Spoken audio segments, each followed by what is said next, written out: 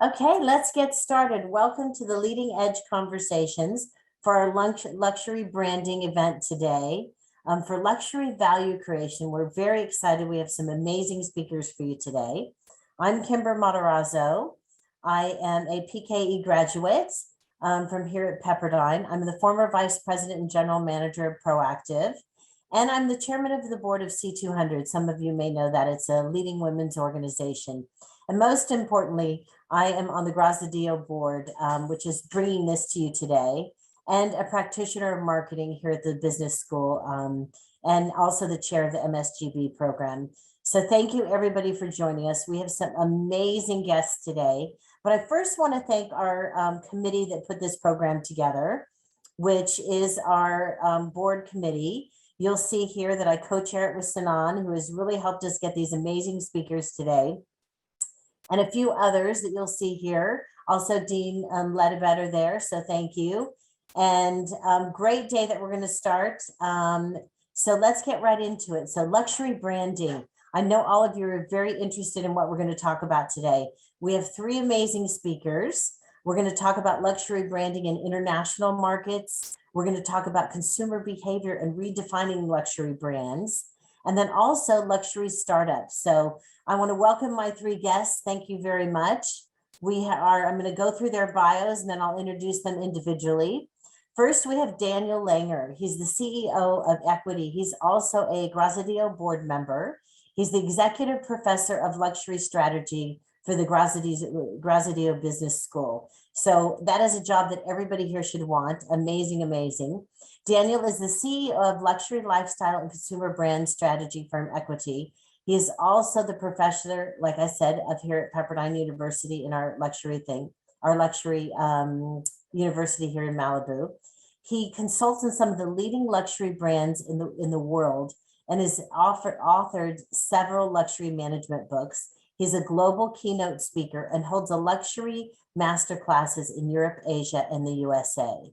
So amazing. He's going to talk to us about luxury branding in international markets. Our next guest is Bill Walsh. He's the CEO of the Viceroy Group, one of my favorite hotel groups. He is truly a global perspective and brings extensive senior management experience in the luxury hotel and hospitality brands all over the world. He also is at the helm of the Viceroy, which has 9 properties in Chicago, Los Cabos, San Francisco, Washington, D.C., and Serbia, and is preparing to open the new Viceroy branded hotels in Portugal and Panama. And what an amazing group worldwide of hotels and luxury. Then we have Sean Dottery, which is amazing luxury startups. She's the founder and CEO of Valentino. Sean is a trailblazer in the consumer electronics industry. She co-founded Mophie, which I'm sure all of you know, which is an incredible brand, and scaled that brand to 200 million before selling it in 2016, and started her own company and has established long relationships with Apple, Amazon, Best Buy, Verizon, and many others, and has started her new company. And she has also donated some gifts for us at the end of the program that you're all eligible. So I think definitely lots of opportunity here to experience that new brand, Valentino. So let's get started. I just want everybody to know we have a fun-filled day with these three speakers. And then also we're going to take some time afterwards that you'll be able to meet into separate meeting rooms with them individually. So please make sure in the end, listen carefully, and you'll decide who you're going to be spending that time with at the end of the program. So let me turn it over to Daniel. Daniel, thank you. And let's start with you first on luxury branding in international markets. Super, thank you so much, Kimber, and welcome everyone to our event. So I would just have to quickly share the screen, 1 second. All right, so I think you should all see the presentation. So the focus that I'm going to give today on luxury is a little bit of an international perspective. And you know that the title, An International Perspective on Luxury, is really broad. So we could probably spend days or if not weeks about talking about that. And we have 15 minutes. So I focused on a couple of essential developments that we see in the development of the luxury market, a lot of disruption and a lot of basic change, and how to deal with this change. And I will try to stay within the 15 minutes that we have for this presentation.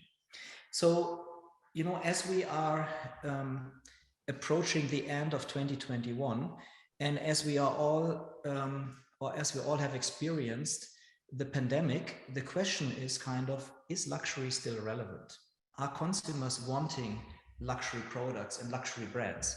And for those of you who are not that familiar with the market, if you look back to the year 2000, so the first full year of the pandemic, the global luxury market was down significantly.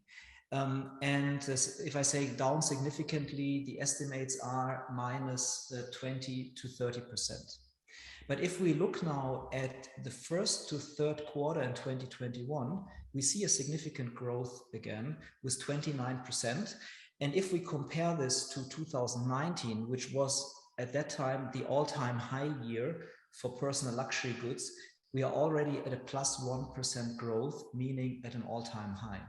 So this seems to indicate, and there's a lot of also research evidence of this, that the luxury sector is much more resilient to crisis than all other sectors. And it also seems to indicate that the luxury sector is an incredibly interesting sector to be in and to play. However, what we also see is that this sector has undergone a dramatic change in structure. So if you just take the last 2 years, 2019, 2021, the luxury market in China has doubled its size. So I should repeat it, it's doubled in size in 2 years. If you take all Chinese consumers, whether they live in China or outside of China or travel outside of China, Chinese consumers now are already contributing to be the largest consumer group for luxury brands worldwide. And by 2030, we will be at 50% share of revenue in personal luxury goods with Chinese consumers. This is a dramatic change in regional perspective and obviously has a huge implication on brands. But the second change is demographics. And as we're here in a university setting, I'm pretty sure that many of you listening in today are Generation Z. So those of you roughly under 25 right now. And the Generation Z is already the most influential generation for luxury brands today. What they want, what they like, what they feel is really shaping the way how luxury brands are positioning themselves.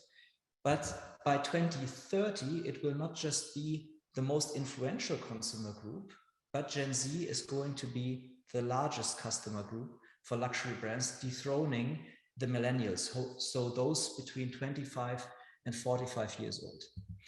And the question is, what does it mean? What does it mean for brands? What does it mean for the luxury industry? I like to say Gen Z is the most difficult generation to persuade. And there are a couple of reasons why this is the case. First of all, this is a generation that is the first generation that ever grew up that from almost day one had a life that was broadcasted through social media. I like to call it a curated lifestyle. And this means that for Gen Z, managing a large audience that is following them has been something that they have learned from their early days. And that makes this generation so different from the millennials and from other generations where social media only came in their life when they were elder. This also means if we are now broadcasting our lives 24/7, as also the elder people among us are doing, as we are broadcasting our life all the time, we become brands ourselves. And as we become brands ourselves, obviously the brand choices become incredibly important.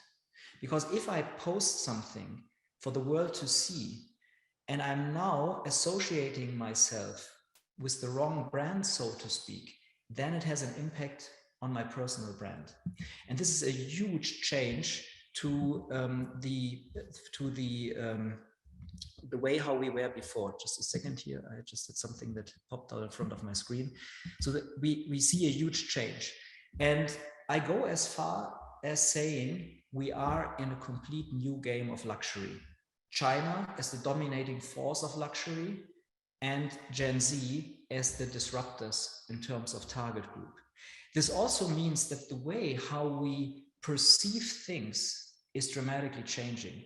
If we just go back a couple of years ago, we had very few authorities, as I like to call them, like Vogue when you think about fashion, Architectural Digest when you think about real estate and decoration, or maybe Condé Nast Traveler when you think about the category that Bill is going to talk about in a moment.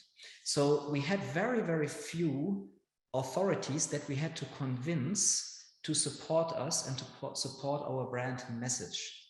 And this has changed now dramatically. As you all know, and also you all follow, we have now not just few magazines or few authorities, but we have thousands, if not 100,000s of influencers and key opinion leaders in each sector. So you can just see that from the perspective of luxury brands, it is dramatically more complex to manage your brand. And from the perspective of consumers, it means you just have dramatically more access to brands through different angles. And then a huge change also is happening in a way that luxury is becoming more and more an investment. So a lot of consumers are seeing the purchase of a handbag not just as something to decorate themselves with, but with the right brand, you can actually make quite a lot of money over time. If you think about the most expensive handbag in the world, the Hermes Birkin bag, which has a starting price of roughly $10,000, the average value increase of this bag over the last 25 years has been about 20% year on year, making it one of the best investments that is there in the market. And we see a lot of traction now with pre-owned purchases, not just in a way to save money, but as a means to get to some vintage pieces that may increase in value. And then digital is completely disrupting everything that we are doing. And I'm pretty sure the other presenters are going to also go into this. And if you just see artwork, like for example, the artwork that you see here in the background of my presentation, which is the first 5,000 days from Beeple. This was the first digital artwork that ever received a significant prize at a collection, at an auction.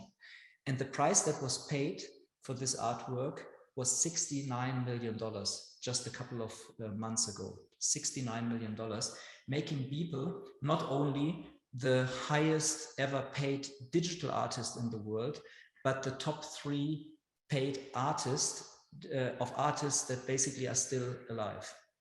And that shows already an indication how things are changing.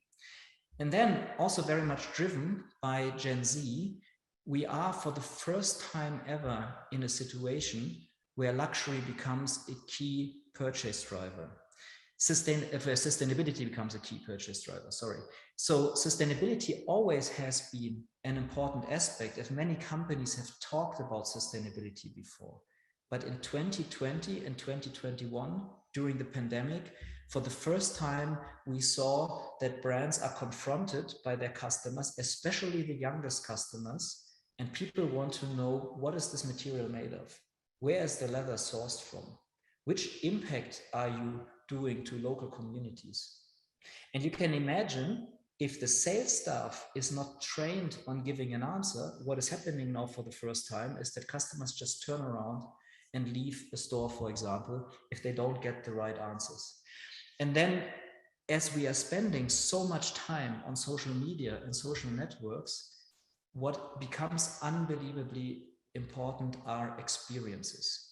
And just to give you a snapshot, here in the US, if you take consumers that are between, or people that are between 15 and 19 years old, so the sweet spot of Gen Z, 15 and 19 years, the average time in front of a screen is 7 to 9 hours, 7 to 9. And if we spend so much time per day in front of screens, then the physical experiences become incredibly important.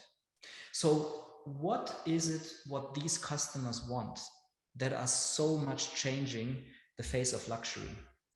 There are basically 4 critical components. First of all, as I already mentioned, they express their personal brands through the brands they purchase. So for brands, this means we have to be so much more close to consumers and have to develop a so much better understanding of consumer preferences than ever before. The second is, and I'm pretty sure Bill is going to talk about this, experiences are becoming important, even more important than the price. We buy experiences, experience become investments. Sustainability is becoming a driver, and in this new reality, we are always on and always connected. And this is very, very important because our research shows that today in 2021, 95% of purchase decisions originate during the digital journey. So while someone is on social media, whether this is Instagram, TikTok, YouTube, you name it, while they are there, the preferences for brands are forming. And this means that the moment of truth for any brand, but specifically in luxury, the moment of truth is shifting dramatically from the store to the digital place before they even go into the store. And brands that are not able to convince the consumers during the digital journey are not seeing even people coming into their physical stores. And this means that in terms of the way how we position brands, we have to become much better than in the past. We have to be very rational on one hand and very emotional on the other hand, and combine rational and emotional storytelling. And I will just give you an example of storytelling of the past that does not work anymore. Here in this case, we take luxury cars. And these are all original brand stories. So we have brand A, brand B, and brand C. Look what they say. Brand A tells us, our passionate people build extraordinary cars with the finest materials. Brand B says, every car we made is designed and handcrafted with innovative and thoughtful details and sophisticated, authentic materials. And brand B is inspired, relentlessly innovating, uninhibited in performance.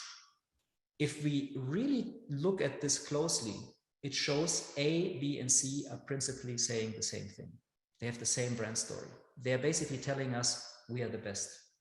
And this sea of sameness, as I like to call it, we see throughout all the different categories. But in a world where consumers really want to understand what a brand is about, in a world where they really demand from brands to be connected with them, this self-centered way of brand storytelling does not work anymore. And then on top, as we are purchasing more and more things digitally, and when you also think about that a lot of the e-commerce experiences are extremely similar.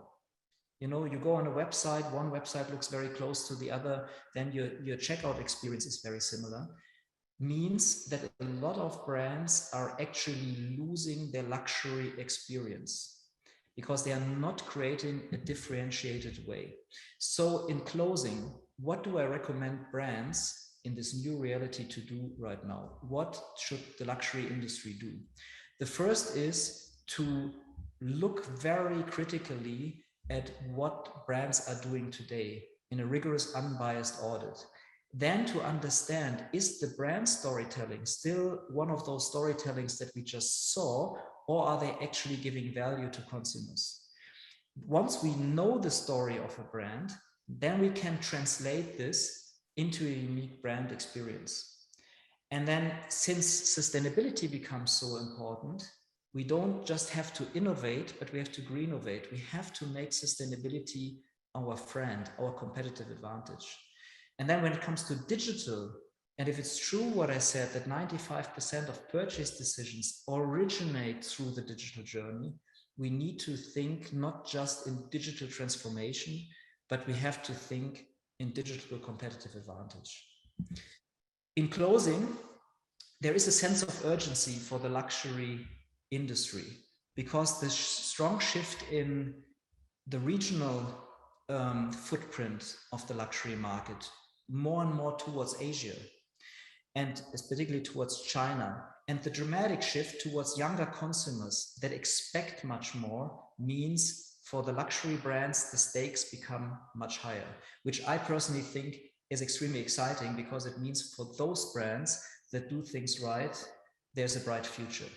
And so it's my huge honor now to hand over to Bill Walsh, who I not just admire, but who in the meantime also became a friend. We have met many times in different locations and had a lot of presentations together. And I was also very fortunate to have Bill in my class about a year ago, as a speaker. And I'm pretty sure Bill is going to show us now how what I just said about the change in audiences, the change in expectations, how this translates now into hospitality culture.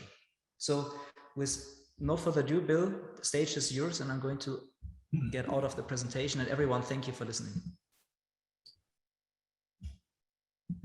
Daniel, thank you very much. You talk in your presentation about NFTs. I have an NFD rule, which I'm breaking today, and that's never follow Daniel. Thank you, everybody, for this opportunity to be with you today. I hope that you can hear me clearly. Please drop a message into chat if for any reason that you cannot do so. I'm speaking to you live from the corporate headquarters of the Viceroy Hotel Group. We are in the red building of the Pacific Design Center here in West Hollywood.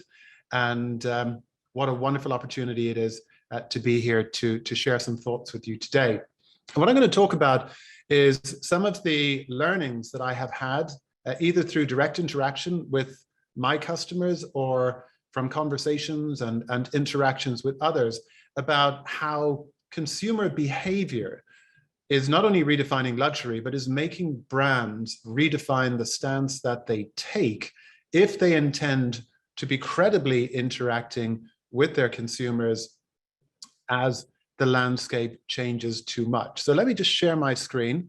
There aren't too many slides. I'm trying not to, Daniel, I think, got it perfectly well. We don't want death by PowerPoint this morning, but we just have a few little prompts to work towards.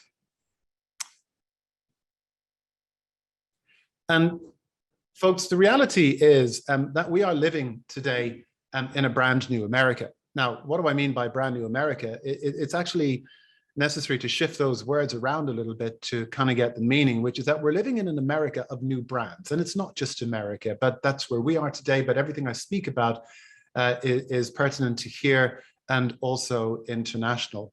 And one of the big shifts that I have seen in all brands, and particularly in luxury, is the emergence of brands that are shifting the emphasis in terms of the P word that is most important to them. Brands are all about profit, aren't we? Well, profit is actually becoming a byproduct of doing things well, as opposed to being a sole destination, because the sophistication and the expectation of the customers that we're dealing with in luxury today don't take well to brands when they think that they're just a roadmap to money. They want to be a participant in a relationship, and they're happy to spend with us and to see those brands create wealth. But that must not be the sole and evidenced purpose in the relationship that we have with our customers. So then it must be about product. It's not just about the profit. And again, customers are kind of over that a little bit. Having an amazing product is a prerequisite to now be in the conversation, to be a brand that is up for selection from one of the consumers who today is faced with more choice than they ever have been before. So if your product doesn't stand up, you're dead. But if your product is great, you're probably one of a number of great products that that consumer can choose from. So what makes the choice? It's the other P word. And we've seen the emergence of brands that are not afraid to express their purpose. We in hospitality over the years have been really good at talking about what we do. We're occasionally good about talking about how we do what we do. And traditionally, we've been terrible about articulating why we do what we do. But today's luxury consumer is looking for an engagement, an interaction, and a relationship with a brand that starts and is based on purpose? Is there an alignment of value? Is there a shared vision? Can they connect with the purpose of a brand that will allow them to assess whether the product of the brand meets expectation? If both of those boxes are ticked, the probability is that they will transact, and then the profit will come as the byproduct of having created a credible relationship. Let's look at some examples in different sectors. I think Tesla was one of the first automotive companies to do this. Their vision was not about having the most luxurious car. It was not about getting you from A to B faster. Tesla's vision was to accelerate the transition to sustainable energy for the benefit of this planet. And that was a purpose that a lot of people could connect with. And by the way, the product's pretty cool too. P1, tick. P2, tick. And then profitability, it is by market cap the most valuable automotive company in the world today. SoulCycle, one of the brands that reinvented the exercise space, sadly one that was pretty deeply impacted by pandemic, but by creating an opportunity for people to not just work out and get healthy, but their purpose was to create a tribe, to create a movement, to create a moment that had a great product, which was a reinvention of the spin experience that would lead to health benefits, and they became extraordinarily profitable. So the emergence of brands like that and the insistence of consumers that brands demonstrate a purpose and an emotional connection and not just a commercial connection has led to brands like mine and all luxury brands having to understand what it is that our consumers are looking for in the relationship with us to ensure that we remain relevant.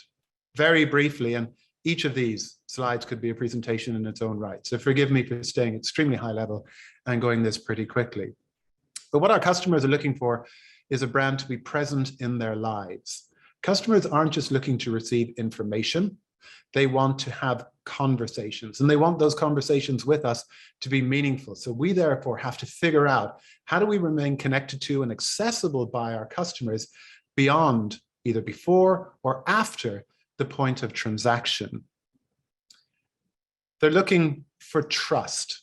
Never more than now have consumers wanted to establish a relationship of trust with their preferred luxury brands. We don't just have to deliver well, we have to do right. And we have to be seen to align with the values and the emerging generations, the current and for sure the future luxury consumers are wearing their intentions, not just their hearts, but their intentions on their sleeves. And they're saying, we want to make the world a better place. We want to know that the purchases that we make, that the transactions that we engage in are doing good, because the brands that we are engaged with are themselves doing good. As my son said recently, when he also gives talks, he's a college kid, and he said, look, my generation, he's 18. He said, we want to save the world, but we'd like to do it from an infinity pool while sipping a mojito. So it is therefore, it is credibility by association. And increasingly consumers will say, are you a brand that does good? If so, by giving you my money, by transacting with you, I am therefore doing good. And creating an affinity. Our customers want us to play a worthwhile role in their lives. People are increasingly becoming communicators. Daniel talked about how much time they're spending on social media. And because they're becoming so good at communicating, they are seeing through communication. So the marketing speak, the advertisements, the way we used to push brand luxury messages to our consumers in the past, because they didn't know any better, well, now they know a lot better. So it's not about communication, it's about conversation. And we also need to create distinctiveness. It's no longer just, as I say, about what we promise, it's about what we do. You have to be distinctive, we have to be present, we have to be highly innovative, we have to be ever evolving. Brands who do not engage in an exercise of stop, continue, start constantly, which is, what do I need to stop doing? Because I can't keep doing things just because I've always done them that way. What do I need to start doing because consumer behaviors, consumer expectations, or the market has changed? And what do I need to continue doing because it's essentially the DNA of my brand offering. If you keep doing today what you're doing today for the foreseeable future without having the courage to challenge yourself to change, the luxury consumer will get bored and they will leave. And we also need to be coherent. You know, our customers don't just want us to be consistent in the implementation or the activation of our product or service. They want a narrative. They want the backstory. They want to be in the moment, and they want to consume all of that immediately. Look at streaming TV services. People are in real time binging their favorite TV shows, their favorite content, and they will binge also their favorite product. But it's not one where they're just going to keep coming back for replicated product or replicated experience. Our customers have never been more sensory in their lives. It is no longer about how does something look.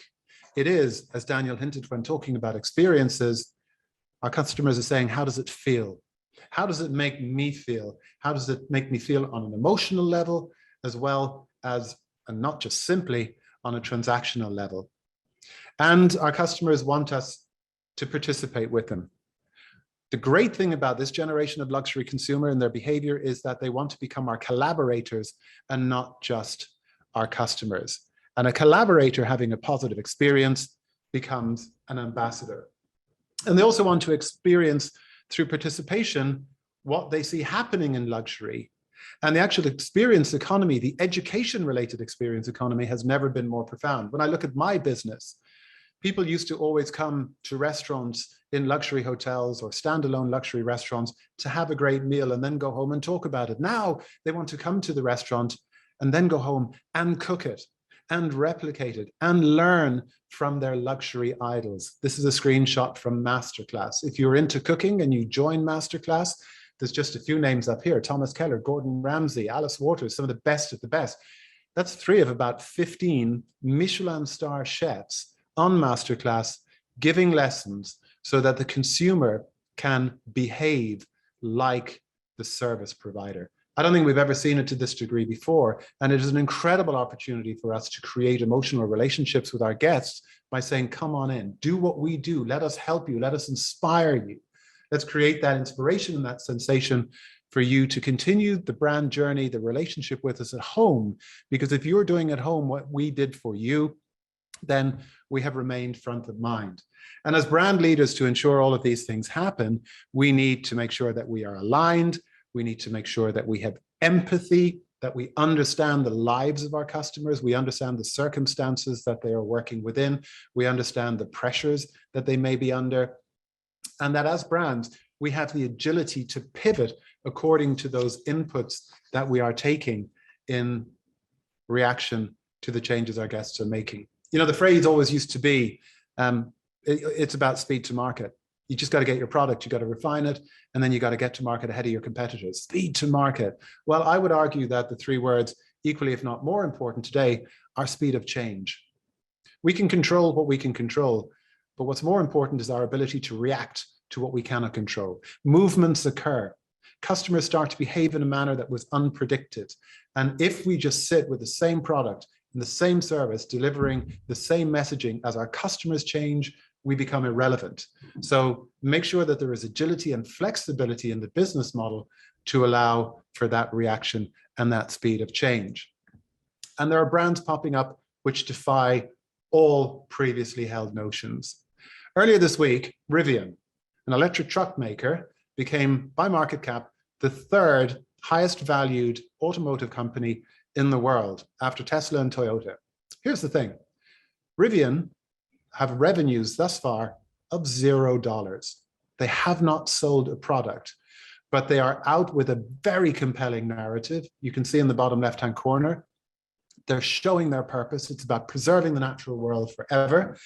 They have multi-channel, conversation-based and narrative, exploratory narrative-based relationship channels with their guests or with their customers, and people are reacting to it. People are literally and financially investing in a business that is utterly unproven because they have positioned themselves in accordance to and having taken input from the customers that they intend to have in the future. They're not even customers that they have today.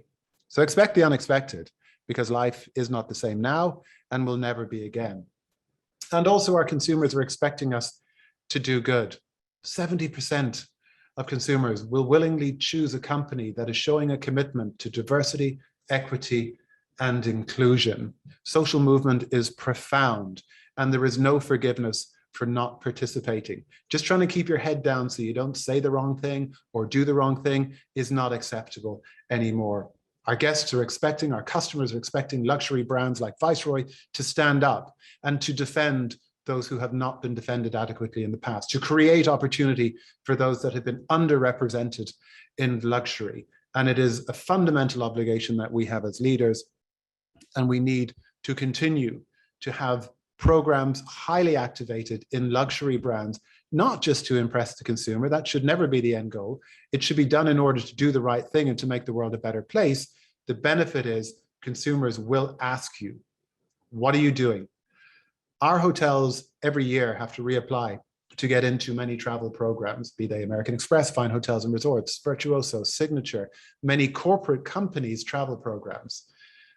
The most frequently asked question we get today is not how many rooms do you have? What is the thread count of the sheets? Do you have chandeliers in your bedroom? The question we get is, what are you doing to make the world a better place? What are you doing in the area of tolerance, equity, and inclusion? And if we don't have an answer, we get dropped from consideration, and so we should.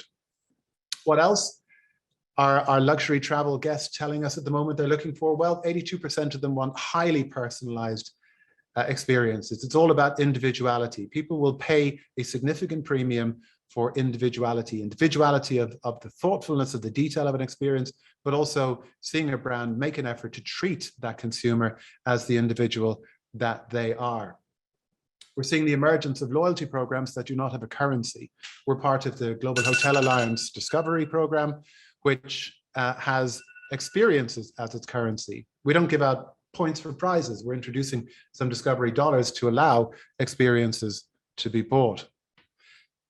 People's preferences in terms of prioritizing what's important to them changes according to the circumstances that they find themselves in. Not surprisingly, coming out of a pandemic, my guests, 81% of them, are saying evident high cleaning standards are important to us. It's what we're doing in our own lives. It's what we're doing in our own homes. And we also would like to see that reflected in the luxury brands that we interact with. That has seen the emergence of certain categories that are now considered true luxury. Molecule is a company that we work with. These are air purification units. Sales of air purification units have gone crazy, as you would imagine they would have during pandemic, but they're also cool product. And they look beautiful, they work, and not how they look, how they feel. Guests feel safe if they realize that we are making an investment to keep them there. And privacy. Opt in as opposed to opt out. I want to be in my space, regarded as an individual doing what I do. And if I choose to mix with others, I will do so. But I expect you to have the ability for me to opt out of integration and to do it on my own, which is why another partner of ours at Private Jet Services, the private charter, private jet travel is at an all-time high in luxury. So look, what I think you need to wrap up in order to deliver all of that, to respond to those messages that the luxury consumer is giving us, is you got to have an ideology. You can't wing it. There has to be a roadmap in a business in order to respond to the inputs we're getting from our consumers. In my mind, it has to be driven by pride. We're here to make people proud. I call it a prideology. I don't consider myself to be the chief executive officer of Viceroy. I consider myself to be the chief pride officer of our company. This is our ideology. Everything we do in the organization has to be connected to one of these statements. Otherwise, we simply stop doing it. It's a roadmap to success. It's a roadmap to the future. And it's a roadmap that we are traversing today. Thank you very much. I'm now going to hand over for a luxury startup talk to Sean.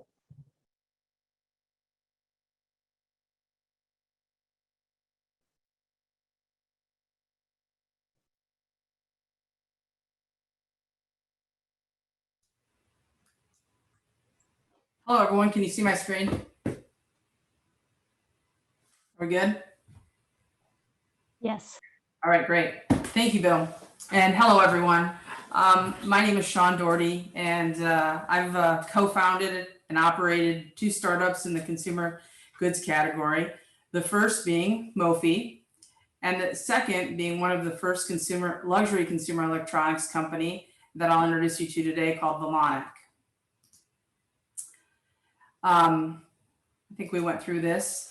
So once I get into Valentino, you'll understand how I got here, because this is very much an evolution for me. With Mophie, some of you may recognize the juice pack line to the left and the power station line to the right.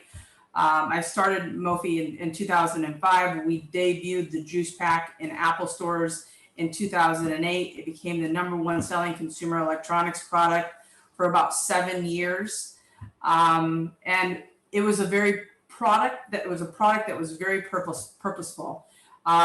When I first picked up the iPhone, we all know that it had battery challenges, and we were all enamored by it.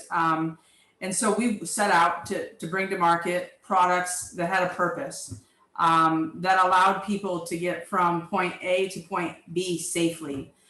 They were also very aesthetic. Black always seemed to win from a color palette perspective, but I was always advocating for the product red colors and the whites and the purples and the blues and all the different colors that I could accessorize with the rest of my outfit. When I exited Mophie in 2016, we had sold 20 million juice pack products and 6 million power stations to over 130 countries, and we were selling products in 30,000 retailers. When Samsung came out with wireless charging in 2013, the phone rang. It was a really very important strategic retail partner of ours, and it put Mophie in a position where we were pioneering wireless charging. And we took basic Qi coils, which you all probably have Qi-enabled phones, and we embedded 4 neodymium magnets next to those Qi coils. So when you sat your phone down, it would automatically align. And you've probably heard of something very similar to that called MagForce now. One of the things that I did as I was growing Mophie is I had the opportunity to collaborate with some of the most amazing brands in the world. Apple being one of them, Supreme being another. We were one of the first consumer electronics brands to actually collaborate with Supreme, and Mophie to this day is still collaborating with Supreme. Opening ceremony, and probably the most precious collaboration that I did, which will very much show you why Valentino has recently been introduced, is with Valentino. What you see on the screen there is a Valentino power station that we debuted in 2015 at the Net-a-Porter stores. We had the opportunity to go to Paris and collaborate and come up with this beautiful power station that was a part of the Rouge Absolute line, which really began, I think, the evolution of consumer electronics, not just being something that you grab off the shelf, but being something that you grab that complements the rest of your outfit. So here we go with extreme value creation. Luxury is the ability to create extreme value for consumers. This goes far beyond the product. At Valentino, we are applying state-of-the-art technology and creating and managing our luxury brand across all consumer touch points to make the consumer take flight. Our passion, and this is the first product that we debuted, and I'll talk to you a little bit more about it, is Valentino is inspired by the Italian word volo, which means flight. Our objective is to create fusion between technology and fashionable pieces of art, a transformative experience that makes our consumers experience the world from a new perspective. To take flight, our focus is on craftsmanship, design, and materials. When I sold Mophie, I mean, it was a phenomenal experience. I learned so much about the consumer experience, about product and design, being authentic, putting a product into the market from a mass market perspective. But when I actually reflected on the 12 years that I ran Mophie, none of the juice packs or power stations were reworkable. And so I'd walk through our manufacturing facility and there would just be a lot of waste. And so as we set out to create Volonic, we took into consideration that we wanted a product that was sustainable inside and out. Everything that you could imagine, we considered and we sought out some of the best materials in the world. I no longer want to go, the iPhone debuted in 2007. I no longer want to go out and just buy a plastic this or a plastic that. I'm looking, and I believe that the world has evolved and is looking for more authentic products. As Bill said, very much designed for purpose, sustainable, and an amazing experience. I mean, we look at our ecosystems and what happened with COVID and the fact that we've all been confined. And I literally, and I believe that the world, their offices, their rooms, their spaces have become their cocoons. And everything that we have in those spaces is just really important to me. So the Volonic Valet 3, which is a wireless charger, just so everyone knows, it has a very sustainable 18 coil, 3-layer PCB embedded into it. And so you literally can charge 3 devices and there's no tricks. And with Mophie products and other products that use traditional Qi coils, you have to place those coils perfectly, hence Charge Force that Mophie did, hence Mag Force that Apple has recently done. But with the technology inside of the Volonic Valet 3, it's true wireless charging. You can put 3 Qi-enabled devices anywhere on these beautiful functional pieces of art, and when you come back, your devices will be charged. So, I mean, our products are designed to excite and inspire consumers. If you look at some of the frames in these different valets, they're made out of either aluminum, highest quality aluminum, carbon fiber. The top plates are made out of carbon neutral Alcantara, which is commonly used in the fashion industry and the luxury automotive industry. And then we also have a full line of luxury automotive leathers to complement the surfaces. Back in 2015, when we got that phone call that Apple had not yet embedded wireless charging in what was to be the iPhone 5, we embedded wireless charging, so just standard off-the-shelf Qi coils in the back of our case, which was known for those of you, it was called the Juice Pack. And we created a full ecosystem of products using the magnets I showed you on a few of the previous slides. So when you put the phone on the pad, it would automatically align. And then, as many of you may remember, Air Power was announced by Apple in 2015 as well. It was supposed to be the first solution for free position wireless charging, but unfortunately in 2007, that project was canceled. One of the things that I'd like to say about typical wireless charging, so the products that Mophie sells, most of the stuff that you can get in retail today, when you sit your phone on a wireless charging pad and it immediately charges, what that means is that that device isn't using microprocessors to detect your Qi-enabled device. It's actually always on. And most people don't know that. And so always on, what does that mean? Well, that means that that wireless charging coil is probably emanating on or around 3,000 milliamps of energy into the room that it's sitting in. And that's not very healthy for the body. So another point I'd like to make is that the Volonic Valet 3s and the Era free power wireless charging inside of them is true wireless charging. It also sits completely dormant until you put a Qi-enabled device down. It takes a few more seconds for the coils to turn on inside of the unit, but it actually sits in your home completely, not emanating any power into the room until you set a Qi-enabled device down. And then it turns the coils on below the device. and will begin to power your device from that point forward.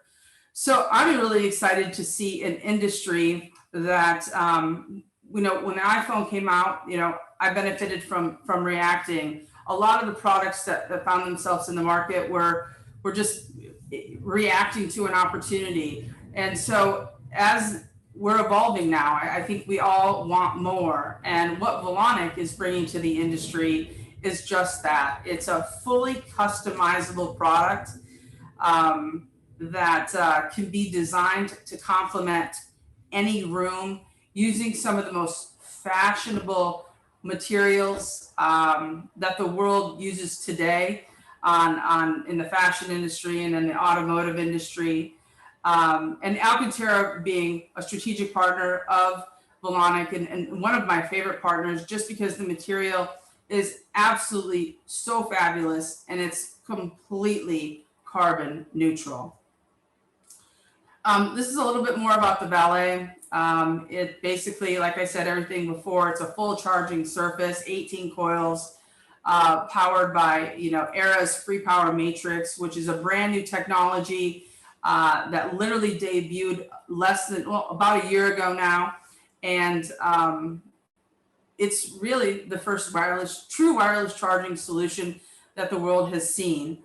Another really exciting aspect of the Valet is that it's also the first wireless charging unit that if there's an upgrade to Apple or Samsung's operating system and we need to make a software change, you can just plug that unit in at home and update your PCB. You don't have to worry you're gonna have to throw the product away. It's fully upgradable in the field.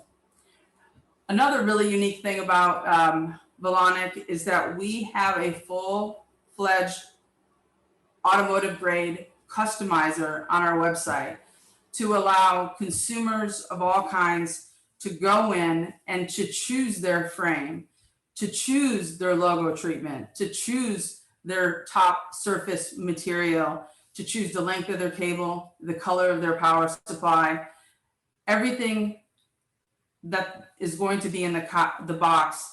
The customer has the opportunity to customize in our custom configurator. Thank you very much. I'm going to hand it over to Kim now. Thank you so much, Sean. You're welcome. All right, what three amazing speakers. I posted in the chat for any questions that we might have with them. I'm going to recap it a little bit. So Daniel, love that luxury is an investment. I personally think that everybody should have a Birkin bag, especially if they go up 20% every year in value. But really how it's not about dollar amount, it's about those experiences. I think fantastic way of thinking and a way of the future. Bill, love the P word. Purpose, purpose-driven brands. I know consumers are going to be voting with their wallets and demanding it. Love the story of your son. It truly shows what the behavior of the future will be. And Sean, art and design. I definitely need one of those Valentinos, and hopefully I can be one of the winners in the giveaway. Not eligible, but I wish I was. Okay, so let's see if we have any questions. If you have any questions, please post them in the chat because we have a few minutes before we go into the breakout rooms. One of the things that we really wanted to do for this event was make sure you had some one-on-one time with the speakers. So let's get some questions. So do you think, here's one from Abir, do you think fresh graduates could score jobs in the luxury industry, or would luxury brands require someone to have more experience in this type of industry? So I'll open it up to the panel and see if anybody wants to answer that. So basically, they have no experience in luxury. Yep. They want to be in luxury. Sure. I mean, go out there, find an open position, get yourself in the door. Don't stop until you get in. And once you get in, I mean, climb. All right, Bill, what do you think? I think there's probably never been a better time for fresh graduates to get into luxury organizations. Because I think the organizations will be lucky to have them, particularly if they're a graduate of somewhere amazing like Pepperdine. But also take advantage of the fact that there is a recruitment crisis happening at the moment. And it's not just in sectors like mine, but in mine, it is profound. I spent most of the pandemic planning to bring everybody, and I really wanted every single individual that had been displaced as a result of pandemic to have the opportunity to be brought back into employment in our company. And eventually circumstances allowed me to do that. And I couldn't find them. I mean, they're gone. I speak to colleagues in the industry today, and the ability for us to identify, to attract and retain talent, I think that a lot of people have had an awakening of one type or other during pandemic and have changed path. So all of the luxury brands that I know are now, for many of them, for the first time in a long time, if not the first time ever, desperate for an influx, an injection of young talent that we can attract, that we can train, and that we can retain. So no, I'd say don't let inexperience be something that allows you to talk yourself out of success. It's about attitude, and it's about willingness to learn, and it's about having the ambition and demonstrating the ambition and drive. Look, I can speak for luxury, but I'll tell you what, I can definitely speak for Viceroy. I'll have you. Okay, Bill, you're gonna have to post your email address so we can send you some resumes. That's fantastic. You're exactly right. The luxury companies are looking for fresh graduates so they can teach them luxury, right? You have your own way of Lux that you want to teach. So I think that's fantastic. We have another question from Lauren, Lauren, hello, how are you? She's one of my ex-students. She wants to know, have you seen any interesting collaborations in the luxury space with non-luxury brands? And Daniel, I'm going to send this one to you because I know we've had this conversation before, is really what is luxury? Is it high price? Is it what constitutes luxury? But, you know, when Lauren says luxury brands and non-luxury brands, really what is the difference? Yeah, so I would say the difference is, and Sean referred to this in her presentation when she said it's extreme value creation. The difference is in principle that the more you go into the luxury space, the more brands have to have the ability to create not just the normal value or like as you said, the expected product, but we have to go the extra mile and to give consumers things that they otherwise cannot get. So this is kind of what in my point of view, maybe the best definition of luxury is the ability to create extreme value for consumers. So now coming to the question of collaboration, I think there are, collaboration is always a tricky thing because you bring two brand equities together, and these two brand equities either complement themselves or they may not complement themselves. So you have to be very, very choiceful in doing that. I would say a great example that I observed during the pandemic with a non-luxury brand and luxury brand is a collaboration between Christian Dior on the luxury side and Nike on the maybe more lifestyle side, with a sneaker collaboration that was called the Air Dior. So basically an Air Jordan designed by Christian Dior. And this shows the potential of luxury, and it also shows the potential of something made right. So when Nike and Dior collaborated, they limited the sneakers to, if I have the numbers right in my head, roughly about 10,000 plus minus. You know how many people wanted to buy them? Overall, they had 5 million people trying to buy those sneakers. So the original price was around $2,000. And if you wanted to buy one of those sneakers now, you will have to pay something between $7,000 for a used one and up to $100,000 for one pair of sneakers. And that shows how the power and the potential of creating something that is extremely unique and extremely desirable is. Wow, that's incredible. There's a couple questions about how do brands omit luxury? How do they convey luxury in the digital space and online? So I know, you go to the Viceroy, you can experience it. You go into Hermes, you can experience it. Sean shared a lot with us about her product and how luxe it is with the leathers. How can a brand really, and how do they really get that luxury feel to the consumer online? Maybe, yeah, I can also jump in this one. I think, and we didn't have so much time, so I only touched on this a little bit during my presentation, but I would go as far as saying that this question taps into the new game of luxury. We are now in a completely different game. And this game means both, let's say for Sean or for Bill, if the digital journey is not convincing, the customer will not come anymore to the hotel or will not buy a charging pod. So we have to be in 2021 really good.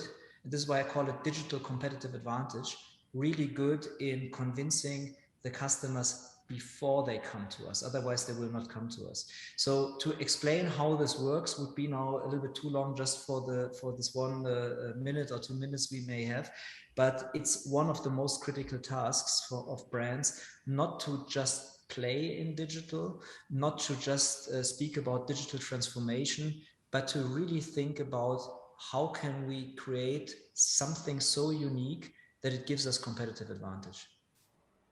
Bill and Sean, do you want to weigh in on that? Yeah, I'd love to, if I may, with just 2 quick points. One, I think we'd all love, every luxury brand would love if 100% of our consumers came directly to us and only dealt with us. And the reason I say that is because maintaining the integrity of your offering, maintaining the standards of communication to support the luxury that you're trying to project through your own channels, that's hard enough.